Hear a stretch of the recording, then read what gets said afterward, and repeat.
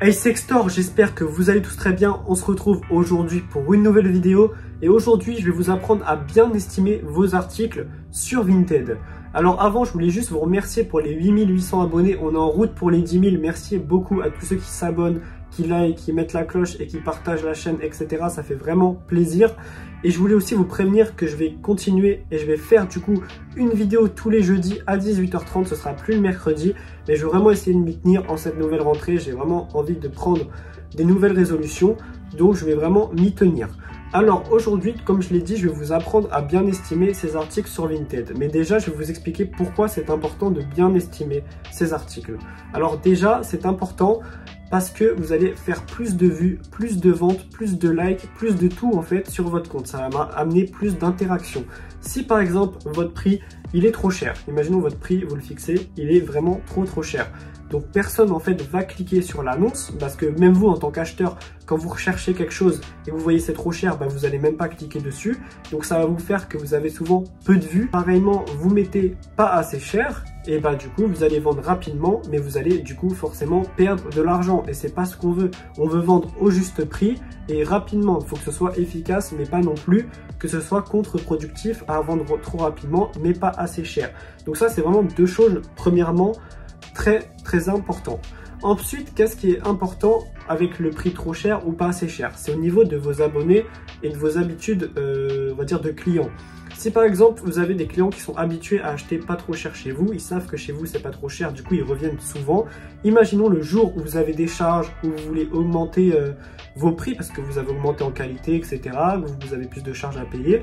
Et le jour où vous allez vouloir faire ça, ça va être mal vu par vos clients habituels parce qu'ils vont se demander pourquoi vous augmentez vos prix d'un coup. C'est pareil aussi si vous vendez trop cher. Le problème, c'est que vous allez avoir une réputation de vendeur cher et vous allez forcément moins vendre. Enfin bref, ça c'est des choses logiques, mais il faut pas l'oublier, c'est quand même très important.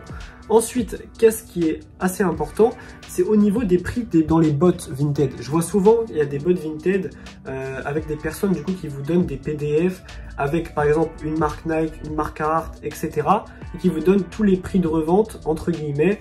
Donc par exemple un pull Nike qui va être, ils vont vous dire revente entre 15 et 20 euros.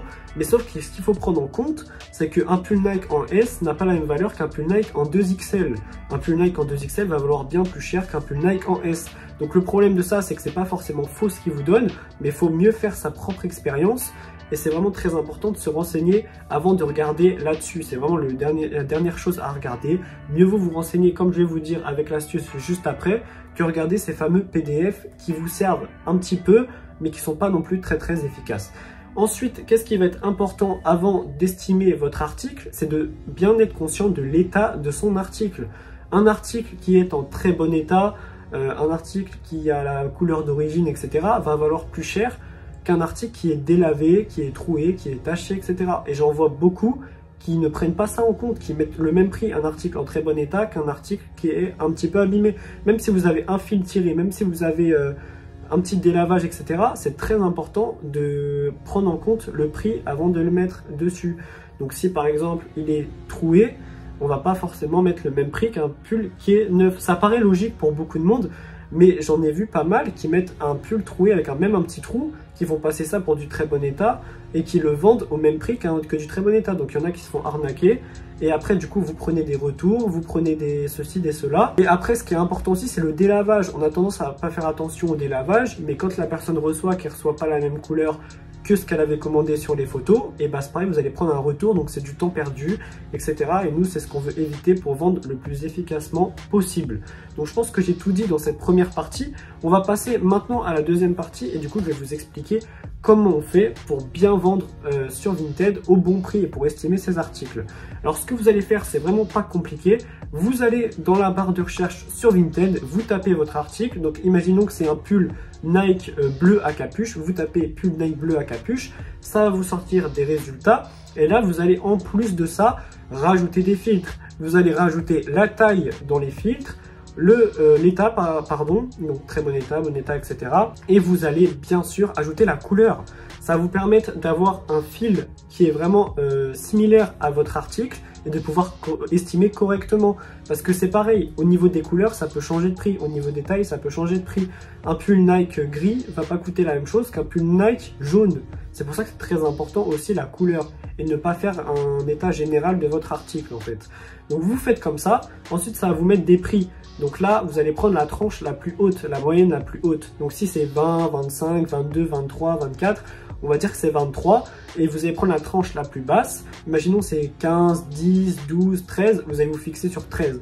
Donc votre prix il est entre 13 et 23. Après, vous avez juste à mettre un prix qui est entre cette tranche-là. Au moins, vous êtes sûr de ne pas vous tromper. Comme je vous ai dit, il ne faut pas mettre trop cher, mais ni pas assez cher. Donc là, ensuite, vous faites une moyenne de tout. Donc, je sais pas, on prend un exemple. Imaginons, il y a des 12, il y a des 13, des 15, des 18, des 25, des 20. Donc là, ça va être à peu près 18 €, on va dire, le prix, 17-18 €. C'est vraiment pas compliqué. Après, c'est un petit peu de l'entraînement, c'est comme tout. Mais il faut mieux vous fier à ça que d'aller demander à quelqu'un, oui, est-ce que tu peux m'estimer mon article, etc. Il faut mieux faire son propre avis et sa propre expérience, surtout au début, c'est très important. Vous allez avoir l'impression de pas être doué, de pas faire de vues parce que peut-être c'est trop cher, c'est pas assez cher, mais à la force, vous allez pouvoir vous adapter et vous allez mettre des prix de plus en plus corrects. Après, si par exemple, vous avez un article qui est plus niché et que quand vous mettez tous les filtres, du coup, ça trouve rien. Ça peut arriver, surtout sur les articles vraiment de niche. Quand c'est comme ça, vous enlevez des filtres tout simplement. Au lieu de mettre la couleur, vous la mettez pas. Au lieu de mettre la taille, vous la mettez pas. Enfin, vous mettez moins de filtres. Même si c'est des articles qui sont pas très ressemblables, mais qui ressemblent un minimum, ce n'est pas grave. Après, il faut faire en fonction de l'article que vous avez dans les mains. Mais le plus important, c'est de bien faire sa moyenne pour trouver le bon prix de votre article. C'est vraiment le plus important. Et vraiment, comme je le précise, je vous conseille vraiment le conseil le plus précieux que je peux vous donner dans cette vidéo, c'est de ne pas demander à quelqu'un qui s'y connaît le prix d'un article parce que vous, ça va pas vous aider. C'est sûr, vous allez lui demander le prix, il va vous donner un prix, il va vous donner peut-être une tranche. Vous allez mettre ce prix-là sur votre article. Ok, vous allez vendre, vous allez réussir, mais vous n'allez pas comprendre pourquoi il vous a donné ce prix-là. Et donc vous n'allez pas apprendre en fait. Vous n'apprenez rien en faisant ça. C'est juste la personne qui fait tout pour vous. Vous, c'est sûr, vous allez vendre rapidement, mais par contre, vous n'aurez rien appris. Ce qu'on veut, nous, c'est vendre plus efficacement. Donc, pour vendre plus efficacement, il faut savoir déjà nous-mêmes donner un prix à un article. Je sais que c'est vraiment pas compliqué, pas facile, pardon. Et c'est quelque chose qui demande de l'entraînement, c'est comme tout. Donc franchement, je vous conseille vraiment de faire votre propre expérience, de rechercher les prix sur Vinted afin de fixer les vôtres. Voilà. Après, il y a aussi des choses qui vont changer dans vos prix. C'est est-ce que vous avez, par exemple, beaucoup d'avis 5 étoiles? Est-ce que ça fait longtemps que vous êtes sur la plateforme, etc. Par exemple, quelqu'un qui vient de débuter, qui n'a presque pas d'avis, elle va mettre forcément un peu moins cher, elle va pouvoir vendre un peu moins cher que quelqu'un qui a 300 avis à 5 étoiles. Parce que forcément, le client aura plus confiance en cette personne et va pouvoir vendre un petit peu plus cher puisqu'il y aura le service qui est derrière et qu'il y aura déjà des avis. Les avis, c'est super important. Donc voilà, tout ça, c'est ce que je tenais à vous dire dans cette vidéo. Il faut surtout pas négliger ça parce que ça peut vraiment changer quelque chose sur vos vues d'annonce. Si vous avez 0 vue, ça peut être aussi en grande cause à cause du prix. D'ailleurs, si vous voulez, je ferai une vidéo sur comment, pourquoi vous faites 0 vue sur vos annonces. Je pense que ça pourrait intéresser pas mal de monde. En tout cas, j'espère que cette vidéo vous aura aidé. Si vous avez des questions, n'hésitez pas à me les mettre dans les commentaires. J'espère que j'aurai pu vous aiguiller. Alors c'est sûr, c'est pas une astuce de fou, c'est pas incroyable, de toute façon rien n'est magique, mais je vous jure que vous allez vraiment pouvoir vous entraîner et pouvoir mettre les bons prix grâce à cette astuce qui est en soi basique, mais que je vois que beaucoup de monde le font pas trop bien ou le font pas du tout. Donc merci à tous pour votre écoute, j'espère que cette vidéo vous aura aidé, c'était Extor et je vous souhaite une belle journée, une belle soirée, tout dépend que vous regardez cette vidéo et au revoir.